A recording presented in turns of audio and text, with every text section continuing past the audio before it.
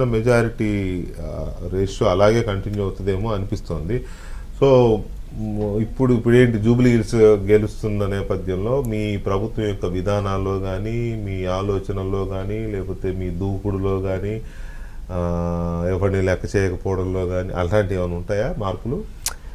అలా ఏముండవు వికే గారు. జూబ్లీ హిల్స్ గెలుపు మా బాధ్యత పెంచుతుంది. ఆబ్వియస్గా ఇంకా డెడికేట్ అయ్యి పనిచేస్తాము, ఇంకా ప్రజలకు సేవ చేస్తాము. మళ్ళొక్కసారి అసెంబ్లీ ఎన్నికలు, రాబోయే ఎన్నికల్లో అధికారంలోకి రావడానికి ఇప్పుడు దగ్గరలో ఉన్న జిహెచ్ఎంసీ అండ్ లోకల్ బాడీలో మళ్ళీ ప్రజల మన్నన, ప్రజల ఆశీర్వాదం పొందడానికి ఏమవసరమో ఆ రకంగా ముందుకు పోతాం. డెఫినెట్గా మా రేవంత్ రెడ్డి గారు ప్రతిపక్ష నాయకుడిగా మీరు రేవంత్ రెడ్డి గారిని చూశారు, పార్టీ అధ్యక్షుడిగా మీరు రేవంత్ రెడ్డి గారిని చూశారు, ముఖ్యమంత్రి అయిన తర్వాత కూడా మీరు రేవంత్ రెడ్డి గారిని చూశారు.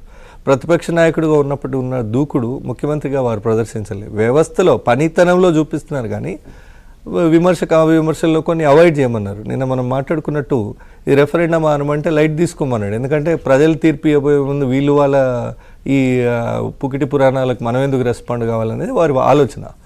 ఒక్క మాట చెప్పగలను వికే గారు, ఈ ఏ ఫలితం అయితే ఈరోజు మేము చూస్తున్నామో జూబ్లీ హిల్స్ ప్రజలు మాకు ఇచ్చినారు, ఈ పూర్తి క్రెడిట్ గౌరవ ముఖ్యమంత్రి రేవంత్ రెడ్డి గారికి దక్కుద్ది. వారి సూచన మేరకు నేను కొంత దీని బ్యాక్గ్రౌండ్ చెప్తా మీకు. జూబ్లీ హిల్స్ అనే కాన్స్టిట్యున్సీ 15 సంవత్సరాలుగా మా ప్రాతినిధ్యం లేకుండా, కండువా వేసుకునే కార్యకర్త కూడా లేని పరిస్థితుల్లో మా కార్యకర్తలందరినీ కూడా ఊర్చడమా, లేదంటే రాజకీయాల నుంచి దూరం చేయడమా, కేసుల పేరుతో వేధిస్తే వాళ్ళు సైలెంట్ అయిపోవడమా జరిగిందనమాట. మాగంటి గోపీనాథ్ 15 ఏళ్ళుగా ఇదే చేశారు. బై ఎలక్షన్ అనగానే ఫస్ట్ మాకు క్యాడర్ను వెతుక్కుని బూత్కు ఒక క్యాడర్ని, చివరి ఎన్నిక రోజు వరకు కూడా బూత్కు ఒక క్యాడర్ని అంటే నమ్మదగిన క్యాడర్ని ఎంచుకునేదానికి మేము కష్టపడ్డాం. చివరి రోజు వరకు కూడా పోల్ ఏజెంట్స్ పరిస్థితి ఏంది, వీళ్ళని ముందు పెడితే వాళ్ళు ఎక్కడైనా ఇన్ఫ్లుయెన్స్ అవుతారా, ఇలాంటి పరిస్థితుల నుంచి మేము బై ఎలక్షన్ మొదలుపెట్టినాం. ఒకటి, రేవంత్ రెడ్డి గారు దీనిలో తీసుకున్న స్ట్రోక్స్, మాస్టర్ స్ట్రోక్స్ అని చెప్తాను. ఒకటి, అభ్యర్థి ఎంపిక. ఇందాక వారు అనలిస్ట్ గారు కూడా చెప్పారు, అభ్యర్థి వెనక స్థానికుడా, ప్రజాబలం ఉన్నది, యువకుడు కష్టపడతాడు, బలహీన వర్గాలు, ఏదైతే బీసీ ట్యాగ్ మేమైతే ప్రమోట్ చేస్తున్నామో బీసీ లైన్, దానికి కొనసాగింపుగానే దీనికి మేము 100 కోట్లు పెట్టి పోటీ చేస్తామని ముందుకు వచ్చిన పెద్ద పెద్ద వాళ్ళు కూడా ఉన్నారు, లేరని కాదు. సో మేము ఒక బలహీన వర్గాలకు చెందిన అభ్యర్థిని, ఒక యువకుని ముందుకు పెట్టాలని రేవంత్ రెడ్డి గారు తీసుకునే నిర్ణయం మొదటి మెట్టు ఫర్ సక్సెస్. ఒకటి. రెండు, సెకండ్ది అజారుద్దీన్ గారికి ఇచ్చే మంత్రి పదవి. అది ప్యూర్లీ రేవంత్ రెడ్డి గారు తీసుకున్నటువంటి డెసిషన్. అది మీకు తెలుసు, ముఖ్యమంత్రిగా వారికి ఉండే విచక్షణ, డిస్క్రిషనరీ పవర్. అది అభ్యర్థి ఎంపిక, అజారుద్దీన్ గారి మంత్రి పదవి. తర్వాత రోడ్ షోస్, రేవంత్ రెడ్డి గారు చేసిన రోడ్ షోస్ని కొంతమంది వేరే రకంగా విమర్శ చేసినా మాకు తెలిసి ఇన్సైడ్ ఏం జరిగిందని. రోడ్ షోస్ వల్ల రెండు, ఒకటి ప్రజల్ని అట్రాక్ట్ చేయడం, అన్ని వర్గాల ప్రజల్ని కలిపి ముందుకు తీసుకుపోతామనే ఒక హోప్ వాళ్ళకు అందించడం, మా క్యాడర్ని కూడా రీఛార్జ్ చేయడం. ముఖ్యమంత్రి గారు వచ్చిరంటే దానికి వారం ముందు నుంచి మేము ఆ గల్లీ తిరగాలి కదా, అలర్ట్ అయిపోతాం కదా. క్యాడర్ని రీఛార్జ్ చేశారు, ప్రజల్ని ఆకట్టుకున్నారు, అన్ని వర్గాలకు ఒక భరోసా ఇచ్చారు, నేను మీ అభివృద్ధి కోసం కట్టుబడి ఉన్నా, మీ సంక్షేమం కోసం కట్టుబడి ఉన్నాను.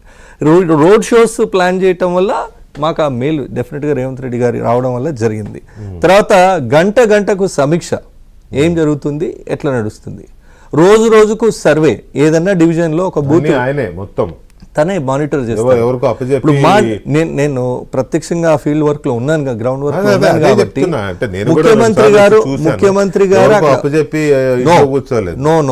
ముఖ్యమంత్రి గారు అక్కడ కూర్చొని డివిజన్ ఇన్ఛార్జిగా సీనియర్ మినిస్టర్గా ఉన్న దుద్దిల శ్రీధర్ బాబు గారు, గౌరవ మంత్రివర్యులను సీనియర్ మినిస్టర్ని పెట్టి, అడ్లూరు లక్ష్మణ్ కుమార్ గారిని పెట్టి, మళ్ళీ ఒక 6-7 బూతులకు ఒక ఎమ్మెల్యేని ఇన్ఛార్జిగా మాకు మక్కాన్ సింగ్ రాజ్ ఠాకూర్ గారిని పెట్టి, దాని కింద 2 బూతులకు నన్ను, ఇంకొంతమందిని రాష్ట్ర స్థాయి నాయకులను బూత్ లెవెల్లో ఇన్ఛార్జీలుగా పెట్టి కింద వర్క్ చేపించి, ఏ బూత్ అన్న ఎక్కడన్నా వెనుకబడుతున్నామా అంటే వాళ్ళని అలర్ట్ చేయడం, ఇంకేమైనా ఈక్వేషన్స్ ఉంటే బిల్డ్ చేయడం, ఇలా ఒక్కొక్క ఓటును మ్యాపింగ్ చేశాము వెంకటకృష్ణ గారు.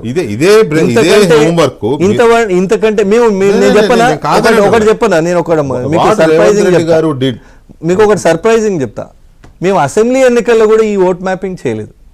మొన్నటి అసెంబ్లీ ఎన్నికల్లో చేయడానికి మీకు అవకాశం ఉండదు, ఎందుకంటే స్టేట్ అంతా చేయాలంటే ఇంత మ్యాన్ పవర్, ఇంత ఫోకస్, కాదన్నా. ఇంతమంది లీడర్లు ఎక్కడ అవైలబిలిటీ ఎమ్మెల్యే అభ్యర్థి అక్కడే ఉంటారు. కానీ రెండోది, ఇప్పుడు మంత్రులందరూ ఇక్కడే ఉన్నారు కదా. మొన్న ఇక్కడ ప్రాబ్లం ఏంటంటే ఫీల్డ్ లెవెల్లో ఆల్రెడీ కాంగ్రెస్ పార్టీ కోసం సంవత్సరం ముందు నుంచి అసెంబ్లీలో పనిచేసి ఉంటారు. కాదన్నా, నేను అంటున్నది మినిస్టర్లు మొత్తం ఇక్కడే ఉన్నారు. Yes.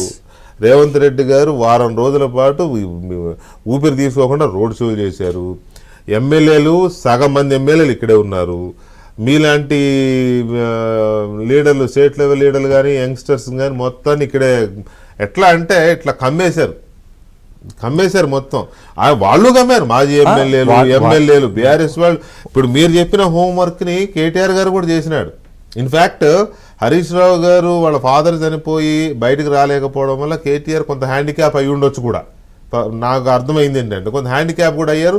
దాని తగ్గట్టు పెద్ద ఆయనకి హెల్త్ బాగాలేకపోవడం కూడా కొంత ఇదై ఉండొచ్చు. సో వాట్ ఎవర్, నేను ఒకటే గెలుపు అంతే కదా. దాన్ని ఇంకొంచెం చర్చించే ముందు ఒక చిన్న బ్రేక్ తీసుకుందాం. బ్రేక్ తర్వాత జూబ్లీ హిల్స్ గెలుపు తర్వాత ఎలా ఉండబోతోంది అండ్ ఈ గెలుపుకు దారి తీసిన ప్రధానమైన కారణాలేంటి? చాలా ఫ్యాక్టర్స్ ఉన్నాయి. ఒకటి, కేసీఆర్ ఎందుకు బయటికి రాలేదు? ఈ ఈ ఫలితాన్ని ఎక్స్పెక్ట్ చేసే కేసీఆర్ వచ్చినా కూడా వెళ్ళినా కూడా ఓడిపోయారు అంటారని రాలేదా, లేక వేరే కారణాలా? నేను నా ఇంటర్వ్యూలో కేటీఆర్ గారిని క్వశ్చన్ కూడా అడిగాను. ఎందుకు మేమందరం ఉన్నాం కదా, ఆయన మొత్తం మార్గదర్శనం చేస్తున్నారని చెప్పారు. కానీ వేరే కారణాలు ఏదైనా అయి ఉండవచ్చు ఒకటి. తర్వాత హైడ్రా చాలా నెగిటివ్ ఉంది జనంలో, కాబట్టి రేవంత్ రెడ్డికి ఈ ఎన్నికల్లో గుణపాఠం తప్పదు అని బీఆర్ఎస్ బీజేపీలు విపరీతంగా ప్రచారం చేశాయి. బట్ ప్రజలు దాన్ని మరి పట్టించుకోలేదా, ఇంకేదన్నా కారణమా? మొత్తం ఏదైతే కాంగ్రెస్నే యాక్సెప్ట్ చేశారు. అండ్ ఆల్సో హైదరాబాద్లో రియల్ ఎస్టేట్ మొత్తం కొలాప్స్ అయిపోయింది. అసలు వ్యాపారాలన్నీ కొలాప్స్ అయిపోయినాయి. రేవంత్ రెడ్డి మీద ప్రజలు చాలా వ్యతిరేకతతో ఉన్నారు. ఇస్తానన్న హామీలు ఏవి నిలబెట్టుకోలేదు, ఒక బస్సు ఫ్రీ బస్ తప్ప. కాబట్టి ప్రజలు చాలా వ్యతిరేకతతో ఉన్నారని ప్రచారం చేశారు. ప్రజలు అవి పట్టించుకోలేదు, కాంగ్రెస్కే పట్టం కడుతున్నారు. ఇంకా చాలా. కాకపోతే ఇక్కడ ఒకటి కనబడుతుంది ఏంటంటే, బీఆర్ఎస్ అభ్యర్థి ఓసీ, బీజేపీ అభ్యర్థి ఓసీ, ఒక్క కాంగ్రెస్ అభ్యర్థి బీసీ. కానీ మరి బీసీ ఫ్యాక్టరు అంతగా కనబడతలేదు. బీసీలంతా ఒక్కటైతే ఫలితం ఇలా కాదు, ఇంకెక్కడో ఉండాలి. ఎంఐఎం సపోర్ట్ చేసి హోల్ హార్టెడ్గా చేసి ఉంటే రిజల్ట్ ఆధిక్యత ఇంకెక్కడో ఉండాలి, కాంగ్రెస్ పార్టీ ఆధిక్యత. సో ఇవి కొంత ఎక్కడో తేడా కొడుతున్నట్టుగా కనబడుతుంది. రేవంత్ రెడ్డి గారు ఇవి కూడా సమీక్షిస్తారని అనుకున్నాం మనం. సో ఇటువంటి అంశాలు కొంచెం డీప్గా చర్చిద్దాం ఒక చిన్న బ్రేక్ తర్వాత.